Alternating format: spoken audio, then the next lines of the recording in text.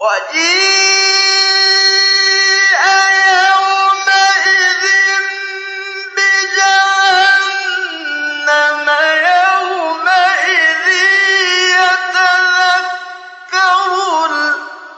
الْإِنسَانُ وَأَنَّىٰ لَهُ الذِّكْرَىٰ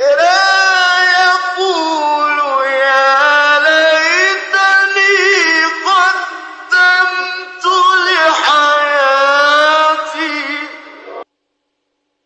فَيَوْمَئِذٍ لَّا يُعَذِّبُ عَذَابَهُ أَحَدٌ